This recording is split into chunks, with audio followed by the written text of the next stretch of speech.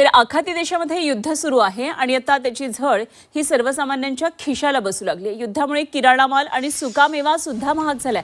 खाद्यतेलाच्या देखील किमती वाढत चालल्यात। त्यामुळे सर्वसामान्यांचे हे बजेट कोलमडलेलं आपल्याला पाहायला मिळतंय।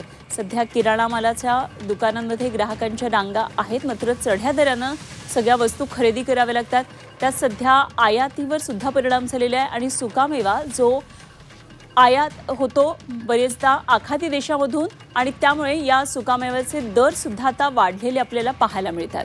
तर सणासुदीच्या दिवसांमध्ये सुकामेव्याचा वापर हा मोठ्या प्रमाणामध्ये होत असतो, मात्र युद्ध आखातात सुरू आहे आणि त्याची झळ भारतात कशी बसते पहा। खजूर प्रति किलो 10 रुपयांनी आता महागलेला आहे। ममरा बदाम हा प्रति किलो 400 ते 500 रुपयांनी महाग झालेला आहे। आधीच 2,500 ते 3,000च्या घरात असलेला ममरा बाजार आता आणखी बदाम वाढणार आहे। तर हिरवा पिस्ता प्रति किलो 300 रुपयांनी महाग झालेला आहे।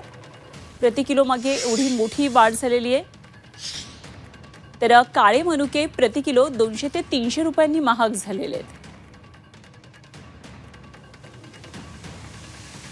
सध्या युद्धामुळे आयात निर्यातीवर परिणाम झालेला आहे। त्यामध्ये आयात होणाऱ्या ज्या वस्तू आहेत सुकामेव्यासारख्या त्या सर्वांवरच आता परिणाम झालाय।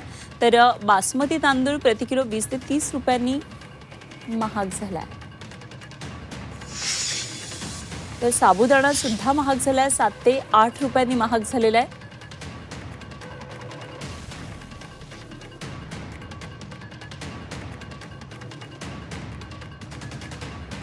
आणि या संदर्भात आणखी सविस्तर आपण तपशील जाणून घेऊया। आमचे प्रतिनिधी निलेश खरमरे सध्या पुण्यामधून आपल्याबरोबर जोडले गेलेत। निलेश, आपण पाहतोय गेल्या काही दिवसांमध्ये युद्धाच्या झळा सर्वसामान्यांना बसू लागलेल्या आहेत आणि त्याचा परिणाम हा सगळ्यांच्याच किचन बजेटवर सुद्धा झालेला आहे। किराणा मालाचे भाव वाढलेत, त्याचप्रमाणे सुकामेव्याचे सुद्धा भाव वाढलेले आहेत। काय नेमकी पुण्यामध्ये ही सगळी परिस्थिती दिसते? अनुपमा, खरं तर ह्या आखाती देशांमध्ये सुरू असलेल्या युद्धाचा परिणाम आता भारतात काही दिवसांपासून जाणवतोय। सुरुवातीला बघितलं तर गॅसचे भाव, गॅसचा तुटवडा निर्माण झाला, त्यानंतर फळांचा तुटवडा निर्माण झाला, ड्रायफ्रूटवर परिणाम झाला आणि आता जर बघितलं तर तेलावर सुद्धा पण याचा परिणाम जाणवतोय आपल्याला। जे खाद्यतेल आहे ते जवळपास 13% वाढलेले या ठिकाणी आपल्याला पाहायला मिळत आहेत। पुण्याच्या मार्केट यार्डमध्ये जर बघितलं तर जवळपास 50 ते 100% भाव जे आहेत रुपयांनी हे या ठिकाणी वाढलेलं आपल्याला पाहायला मिळतात। प्रत्येक डब्यामागे जवळपास 50 ते 100 रुपये जे आहे ते वाढलेले आपल्याला या ठिकाणी पाहायला मिळतात। जवळपास सगळ्याच प्रकारचे या ठिकाणी जे खाद्यतेल आहेत, म्हणजे 13 किलोचा हा डबा असतो, 13 ते 15 किलोचा डबा आहे आणि या डब्यामागे आता 50 ते 100 रुपये जे आहेत ते प्रत्येकी वाढलेले आपल्याला पाहायला मिळतात। त्याचं एकच कारण म्हणजे पश्चिमी देशांमध्ये जे युद्ध सुरू आहे त्याच्यामुळे जे क्रूड ऑइल आहे त्याचा भाव या ठिकाणी वाढलेला आहे आणि आंतरराष्ट्रीय लेवलवर जो डॉलरची भाव जो वाढलेला आहे त्याचा परिणाम आता हा तेलांवर आपल्याला पाहायला मिळतात। माझ्यासोबत तेलाचे व्यापारी अमित मोडक आहेत। नक्की काय परिस्थिती आहे? खरं तर आता तेलाचे सुद्धा भाव वाढलेले आपल्याला पाहायला मिळतात। अनेक वर्षांपासून तुम्ही व्यापारी आहात, काय कारण आहे याचं मुख्य? माझं नाव अमित दुगड आहे। मोस्टली 50 ते 100 रुपये तेलाच्या डब्याचे दर वाढलेत।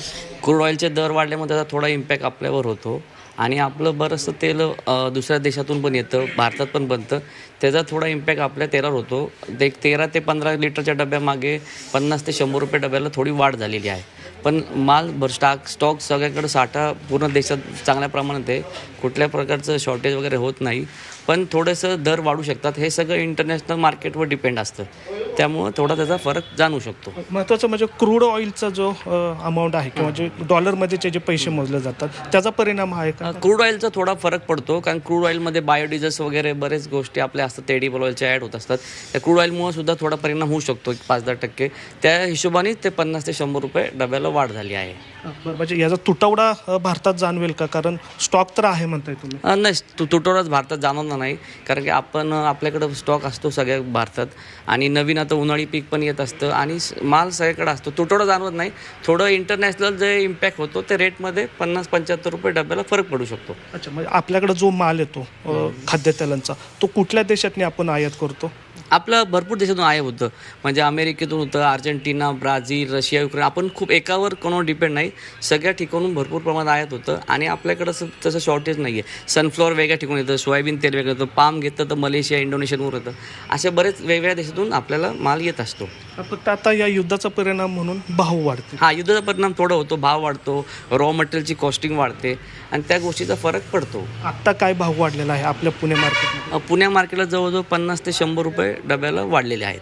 15 लिटरच्या डब्यामागं, 13 किलोच्या डब्यामागं तेवढं वाढलेले आहेत भाव. म्हणजे याचा तुटवडा तर नाही जाणवणार. नाही, तुटवडा काही अगदी जाणवणार नाही. निलेश, ही सगळी परिस्थिती लक्षात आली. एकंदरीतच आंतरराष्ट्रीय बाजारामध्ये जे काही सध्या होते त्याचे परिणाम हे सगळे आपल्याला मार्केटमध्ये पाहायला मिळतात. आणि जसं आता अमित दुगड यांनी माहिती दिली, 15 लिटरच्या तेलाच्या डब्यामागे जवळपास 50 ते 100 रुपयांची वाढ झाली आहे. अर्थात कुठलाही तुटवडा भासणार नाही, ही एक दिलासादायक यामधली बाब म्हणावी लागेल. धन्यवाद दिलेल्या सगळ्या सविस्तर माहितीसाठी निलेश खरमरे, आमचे पुण्यातले प्रतिनिधी आपल्याबरोबर होते.